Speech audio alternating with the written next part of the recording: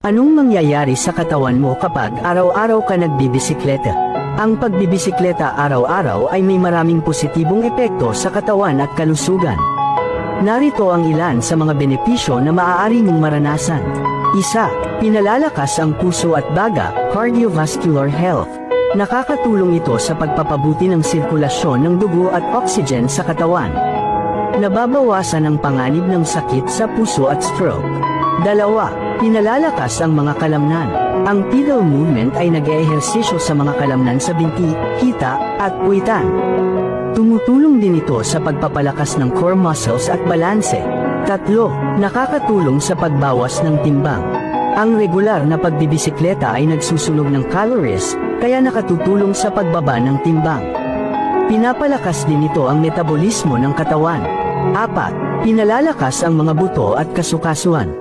Ang low-impact nature ng pagbibisikleta ay hindi masyadong nakakapinsala sa mga kasukasuan kumpara sa ibang ehersisyo tulad ng pagtakbo.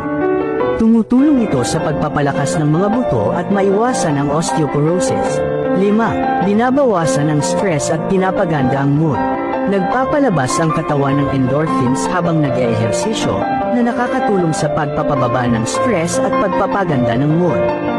Ang pagbibisikleta sa labas ay nagbibigay daan din para sa sariwang hangin at sikat ng araw, na mabuti para sa mental health. 6. Pinapabuti ang kalusugan ng utak. Nakakatulong ito sa pagpapabuti ng memorya, focus, at overall cognitive function.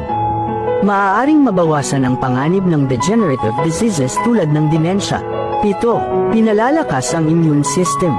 Ang moderate intensity exercise tulad ng pagbibisikleta ay pinapalakas ang immune system na tumutulong labanan ang mga sakit.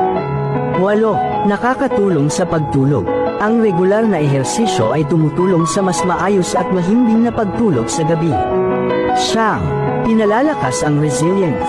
Habang nasasanay ang katawan sa pagbibisikleta araw-araw, magiging mas malakas at mas matatag ka sa mga pisikal na gawain.